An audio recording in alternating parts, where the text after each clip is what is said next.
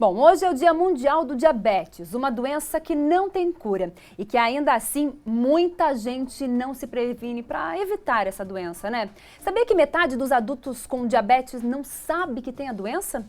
E de acordo com dados da Federação Internacional do Diabetes, 415 milhões de adultos vivem com diabetes em 2015. A previsão é que esse número chegue a 642 milhões em 2040.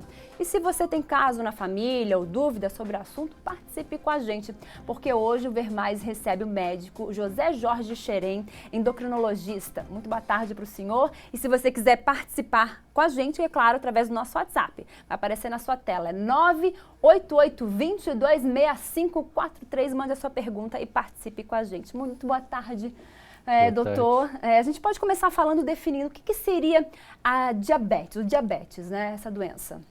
A doença diabetes se caracteriza por uma falência parcial ou total do pâncreas, induzida por hábitos errados de alimentação, sedentarismo e até geneticamente pode-se falar que as pessoas adquirem diabetes aí numa fase mais precoce da vida. Existe uma idade para que isso aconteça ou não? Dependendo da situação, ela pode acontecer desde de nascer ou até a idade mais adulta? Pode ocorrer desde o nascimento, crianças do diabetes tipo 1, que tem uma falência total do pâncreas, e até o diabetes tipo 2 mais comum é o obeso, cronicamente obeso que não se cuida, vai com o tempo se transformar em diabetes. Essa questão da nascença, de nascer com diabetes, é questão genético mesmo? O que seria? É genética, é alteração genética. A pessoa nasce com os anticorpos que agridem o pâncreas e impede o funcionamento correto da glândula. Agora a questão da fase mais adulta, né? A gente estava conversando até aqui nos bastidores, principalmente com relação à alimentação. Como é que é feito? Como é que se desenvolve a partir da fase mais adulta? Então, nós temos a chamada síndrome metabólica. O que consiste a síndrome metabólica?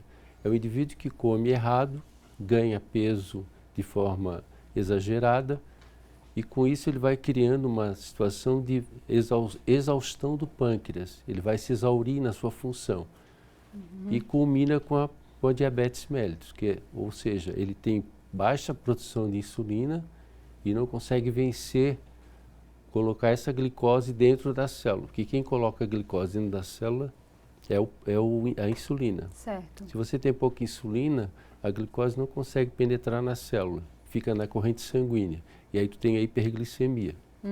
Agora seria, no caso, assim, a ingestão exagerada do açúcar, é isso? Porque, na verdade, tem gente que fala assim, eu acho que é exatamente isso. Carboidrato, quando ele entra no sangue, ele já vira açúcar. São os alimentos ou mesmo o açúcar que causa isso? Os alimentos, de modo geral, todos os carboidratos simples, que se chamam o açúcar, ou complexos, aqueles carboidratos ligados a fibras, né? Tipo a farinha, o arroz, a batata. Por isso que o controle disso é muito importante, né? O controle é importante. O importante é manter o seu peso dentro do índice de massa corpórea adequado. Como é que se calcula o índice de massa corpórea? Você pega o peso em quilos e divide pelo quadrado da altura em metros. A faixa ideal é de 20 a 25. Acima de 25 até 30 você tem sobrepeso e acima de 30 é obesidade. Olha, tá aí um bom cálculo para ser feito em casa e fácil de fazer, né? Olha só, a gente tem uma pergunta aqui, doutor. Meu pai já tem diabetes há mais de 40 anos e hoje ele está com problemas renal muito grave. Isso tem a ver com diabetes? Sim, a diabetes é uma doença crônica, né? Não existe cura, é incurável, e ela culmina com as complicações crônicas da própria doença, que seria a retinopatia diabética, ele pode estar inclusive com problemas de visão, a nefropatia, que pode levar a uma insuficiência renal crônica, e as outras alterações a nível de nervos, né? Ele pode ter o chamado pé diabético, por falta de circulação sanguínea em membros inferiores. Então, respondendo a pergunta dela, é uma complicação esperada da doença, principalmente se a doença tem muito tempo, é de longa data, né? Mas existe uma questão de controlar a doença para que não chegue a esse estágio? É possível isso? Quanto mais você controla a doença, né, mais retarda o aparecimento das complicações crônicas. Elas são inerentes à doença, mas elas vão aparecer na proporção do teu cuidado. Se a pessoa tem um cuidado bom com a doença, ela vai ter essas complicações muito mais tarde, mais tardiamente. Se ela não se cuida adequadamente, ela vai ter essas complicações muito precocemente, né? Hoje se fala muito em inércia terapêutica, ou seja, o indivíduo começa a tratar a doença e fica usando o mesmo medicamento por longos anos. A inércia terapêutica se refere à postura médica, à conduta médica.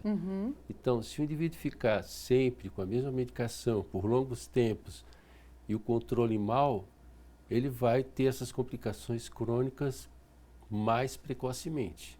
Certo. O que se fala em inércia? Quando um tratamento não surte efeito um tempo de 3, 4 meses, há necessidade de mudança da medicação. Para que o corpo não se acostume com isso, seria isso? Sim, ou associar novos medicamentos. E finalmente até insulinizar o paciente, porque chega uma fase da diabetes tipo 2 que o pâncreas já não funciona mais. Então ele precisa da insulina, ele precisa receber insulina. Mas isso tem que ser feito de uma forma bem precoce, não pode esperar muitos anos para se mudar as condutas. É o que ocorre hoje em dia. Os pacientes tratados por outros especialistas, eles não se atêm a esse fato de que a inércia terapêutica é prejudicial ao paciente. Olha, só tem mais uma pergunta aqui. Me chamo Tiago Fortunato, moro em São José. Quais são os sintomas da diabetes? Que tipo de exames para identificar a doença? O sintoma é muita sede, muita urina, perda de peso e mal-estar geral. O exame mais comum que se faz é a glicemia de jejum, né? Quando ela está acima de 120, 126, há necessidade de fazer uma prova terapêutica para diagnóstico da diabetes. É a tal da curva glicêmica. Certo. Agora mais uma pergunta. Tenho diabetes do tipo 1 e sinto muita fraqueza. Isso é normal? Dependendo da compensação da sua diabetes. Se você está com a diabetes descompensada, você vai ter múltiplos sintomas, além da fraqueza, da poliúria, urinar muito, urinar durante a noite várias vezes. Porque o que acontece, se a glicose não é aproveitada como fonte de energia dentro da célula, o indivíduo parece ser um desnutrido, ele não está sendo suficientemente alimentado, então ele vai sentir fraqueza, cansaço, falta de memória. Tudo isso são os sintomas que podem aparecer, né? Pode aparecer. Mais uma pergunta. Minha tia toma insulina 3 vezes por dia, agora ela descobriu um grave problema no coração e vai ter que ser obrigada a fazer uma cirurgia urgente. O fato dela ter diabetes pode ser um fator de risco, doutor? Sim, sempre a diabetes é fator de risco para qualquer intervenção cirúrgica. Então ela tem que estar bem compensada no pré-operatório para que se possa fazer a cirurgia. Mais uma aqui, ela diz que tem diabetes desde os 10 anos de idade e sente muitas dores na perna. Isso é ocasionado pela doença? Sim, conforme a gente falado antes, a neuropatia diabética faz parte do conjunto de sintomas do diabetes descompensado. Ela tem que, vamos dizer, procurar o médico, fazer a avaliação, ver como é que está o nível glicêmico, se a medicação está correta. Não é normal? Não é normal. Não é normal, é uma coisa que precisa... Nessa idade não, é muito precoce. Bom, boa tarde. Quem fez a cirurgia bariátrica e perdeu a diabetes após a cirurgia pode voltar? Isso é possível, doutor? Perder a doença? Em alguns casos corrige a diabetes. Né? Olha só. Mas se o indivíduo voltar a engordar, ele vai perder tudo que fez na cirurgia. Entendeu? Então, tem-se indicado cirurgia bariátrica em alguns casos de diabetes. Mas essa cirurgia, ela pode com que... Pode reverter o processo. A situação. Se for um diabetes tipo 2, né? Não é a cura? Não é a cura. Pode reverter, mas ele tem que estar sempre sob controle. Se ele começar a engordar outra vez, ele vai criar uma nova situação de diabetes. A diabetes também causa problemas cardíacos? Sim. As coronárias do diabético, mal compensado, elas podem, vamos dizer, entre aspas, entupir. Ela pode ficar com um calibre cada vez menor. E aí causa até infarto agudo do miocárdio. Bom, a Adriana está perguntando se essa doença ela pode ser familiar, pode irradiar para outros familiares. É a questão da genética que a gente comentou, né? Existe um ponto genético, exatamente, mas nem todos os diabéticos têm esse perfil, tá? E para prevenir esse tipo de doença, além da alimentação que a gente estava falando, o exercício físico também é um aliado? Sim, o tripé do tratamento da diabetes ou da prevenção da diabetes é atividade física regular. Você deve praticar pelo menos 4 horas por semana de atividade física. Uma boa alimentação, certo? Uma alimentação regrada. E, no caso de diabetes, uma medicação. Mas se não for diabético, esses 2 pontos já são suficientes para que ele evite ou, né, retarde o aparecimento da doença. Agora, para quem tem a diabetes do tipo 2, é aquele indivíduo que acaba tomando insulina, que precisa... Tipo 1. Do tipo 1? Tipo 1. Ah, tá. Essa é do tipo 1. Esse é tipo 1 que já nasce diabético ou adquire diabetes na juventude. Esse indivíduo tem necessidade de injetar insulina. Certo. É do tipo 2 é a que acaba...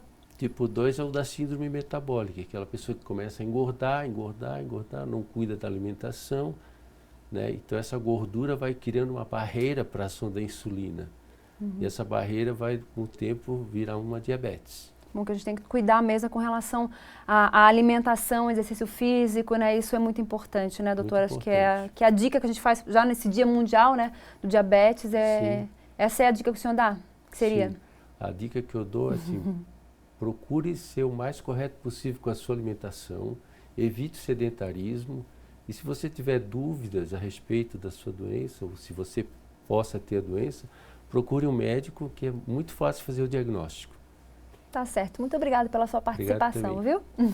Bom dia.